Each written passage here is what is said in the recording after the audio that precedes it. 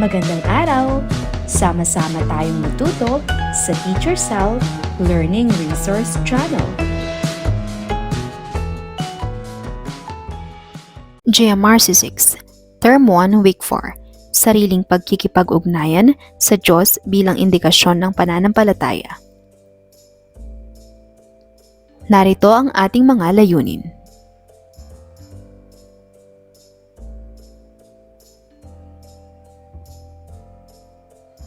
Awitin ang unang talata at koro ng kantang pananagutan habang inaalala ang ating nakaraang aralin.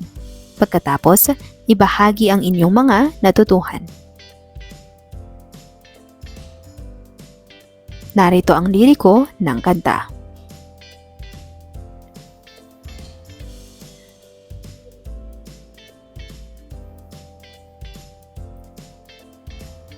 Sagutan ng totoo o di totoo ang sumusunod na mga salaysay.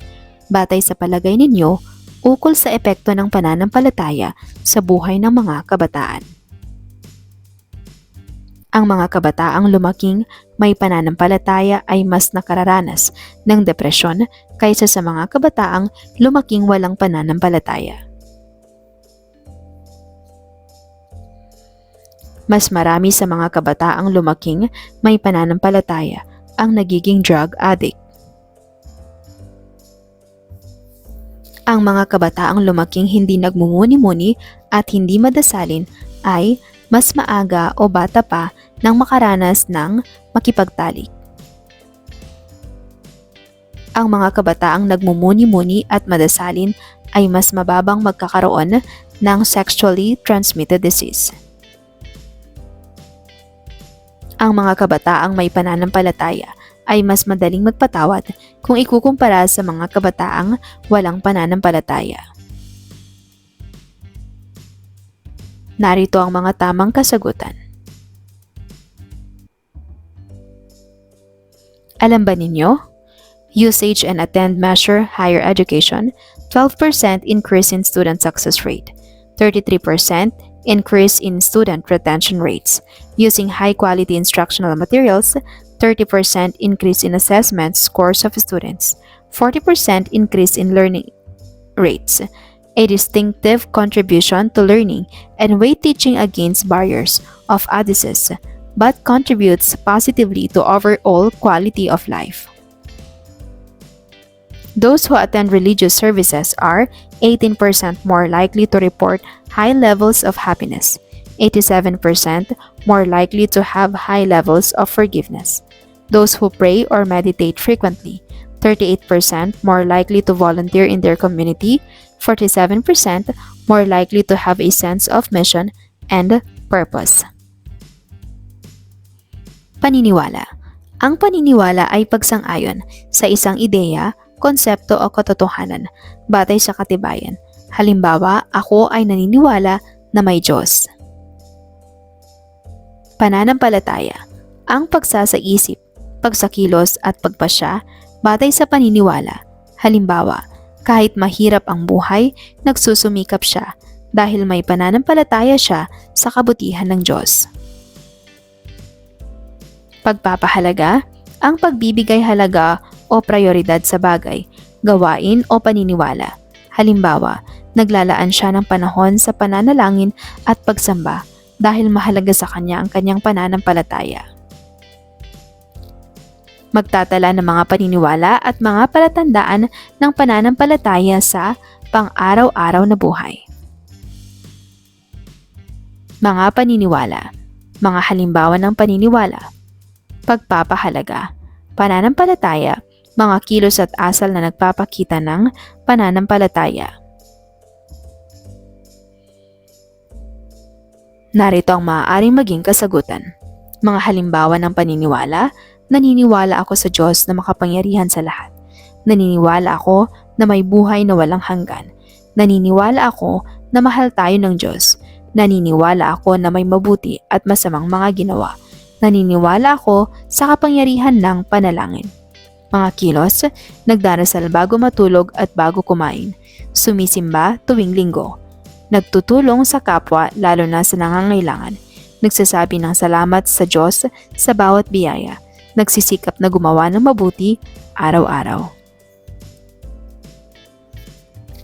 Ang kaugnayan ng paniniwala, pananampalataya at pagpapahalaga. Basahin ang kwento at isulat ang salitang ugnay sa paniniwala at pananampalataya. Sa isang nayon ay may isang batang nagngangalang Noel.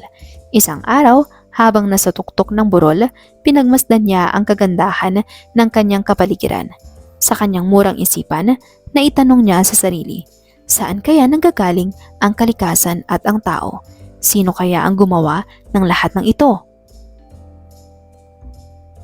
Naniniwala si Noel na napakalawak ng sansinukob at may mga bagay na hindi nakikita ng tao.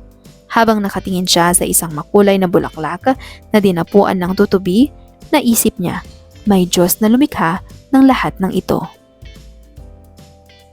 Isang gabi, bumisita si Noel sa bahay ng kanyang lolo na si Lolo Jose, isang mabait at masipag na magsasaka. Kilala si Lolo Jose sa kanyang matibay na pananampalataya sa Diyos. Kahit simple lamang ang kanilang buhay, hindi siya nawawalan ng pag-asa at patuloy na nagsisikap. Naisip ni Noel ang katatagan ng kanyang lolo, kaya tinanong niya ito, "Lolo, bakit po hindi kayo nababahala kahit alam niyong ang buhay ay hahantong din sa kamatayan?"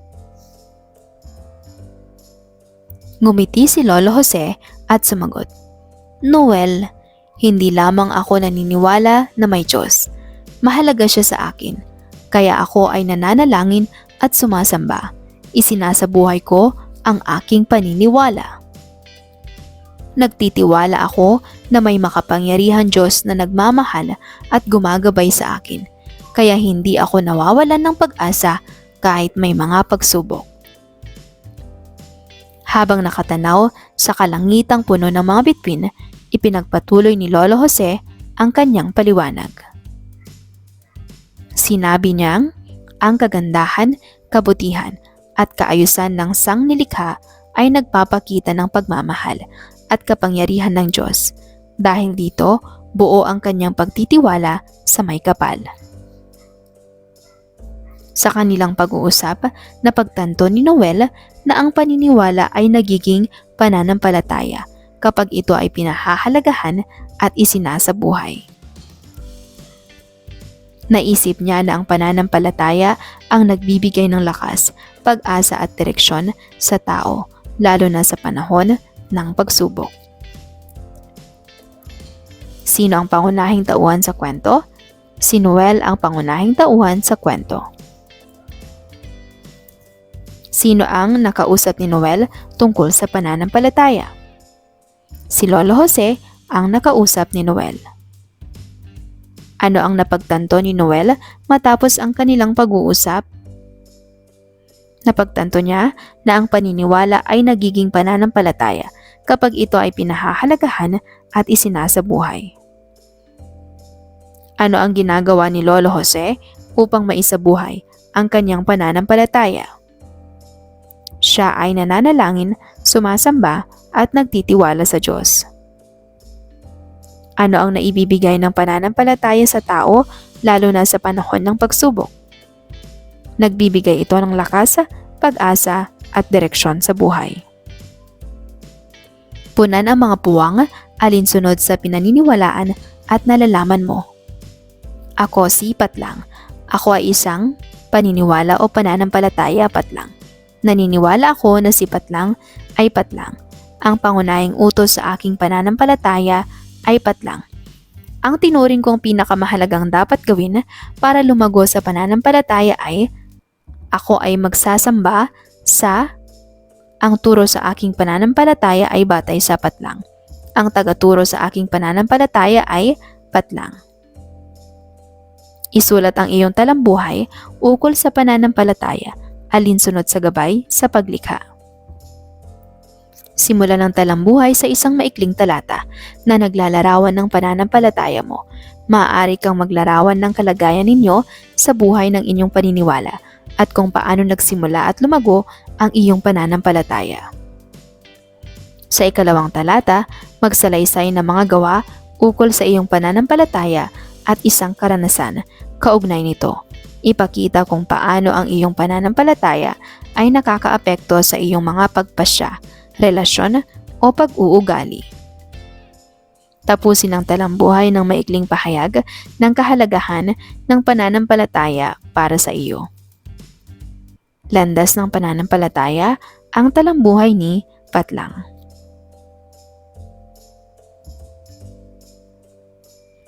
Kaugnay na paksa bilang 2, ang kahalagahan ng panalangin at pagbubukas ng sarili sa Diyos.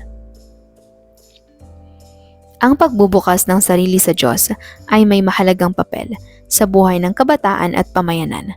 Ito ay nagtataguyod ng sumusunod na mga mabubuting resulta sa buhay at pagkatao.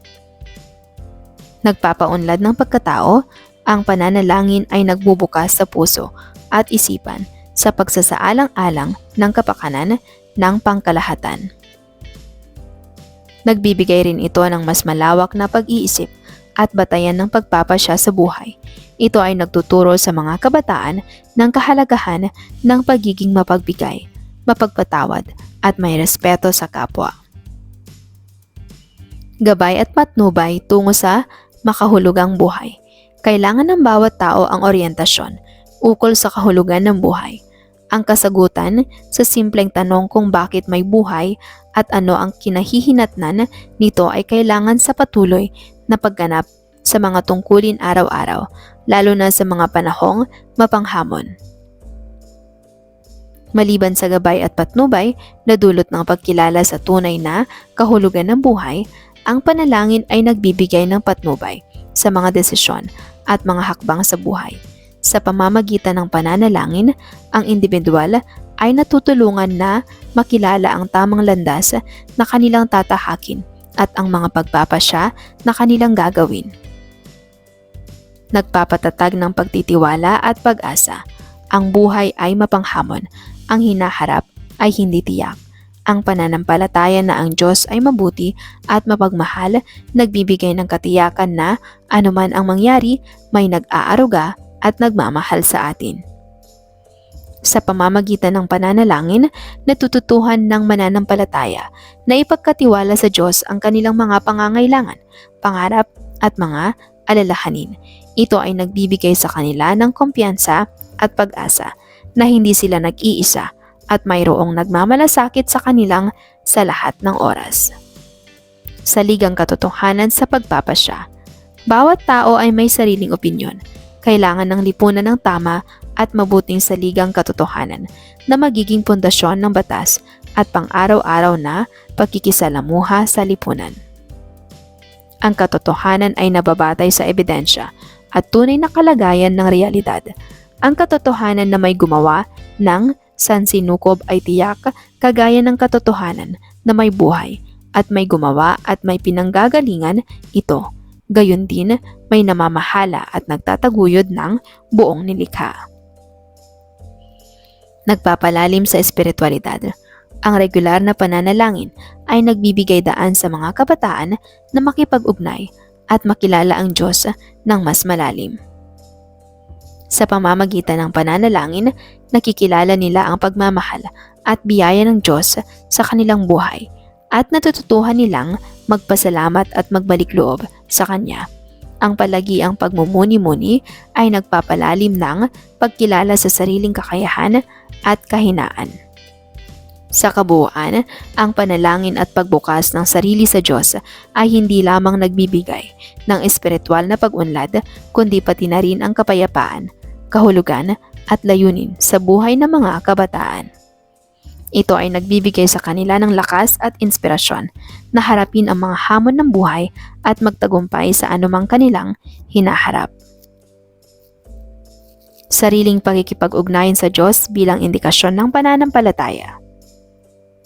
Sumulat ng 7 hanggang 10 utos na iyong susundin upang mapalago ang iyong pananampalataya at maging gabay sa pagharap sa panahon ng pagdadalaga o pagbibinata. Gamitin ang aralin bilang batayan. Ang aking 10 commandments. Ako ay bata pa at kailangan ng mabuting gabay sa pagharap sa buhay, teenager. Dapat akong lumago sa aking pananampalataya at pakikipag-ugnayan sa Diyos. Hindi ito mangyayari kung wala akong gagawin. Dahil gusto kong maging mabuting mananampalataya, maging matatag sa tamang paninindigan at matibay ang loob. Susundin ko ang sumusunod na mga pansariling utos. Tsekan ang mga tama at X ang mga maling salaysay. Ayon sa pag-aaral, ang pananampalataya ay may mabuting dulot sa tao. Ang mga kabataan na may pananampalataya ay mas mahirap magpatawad. Ang pananampalataya ay batay sa hindi mapaniwalaang bagay. Ang paniniwala kapag pinahahalagahan at isinasabuhay ay nagiging matibay na ugnayan sa Diyos. Karamihang tao ay may paniniwala, ngunit iilan lang ang may totoong ugnayan sa Diyos. Ang pananampalataya ay patungkol sa pagtutunguhan pagkatapos ng kamatayan, wala itong kinalaman sa buhay dito sa lupa. Ang paniniwala ay maaaring sa isip lamang at wala sa gawa. Tamang sabihin na ang paniniwala na hindi pinahahalagahan ay hindi nakikita sa gawa. Ang pananampalataya ay nakikita sa salita at gawa. Ang resulta ng paniniwala sa Diyos at pagtitiwala sa Diyos ay katatagan sa pagharap sa hamon sa buhay. Narito ang mga tamang kasagutan.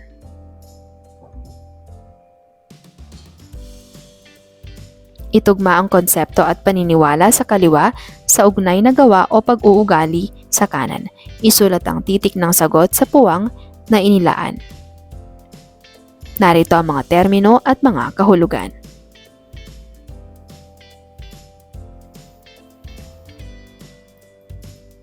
Narito ang mga tamang kasagutan.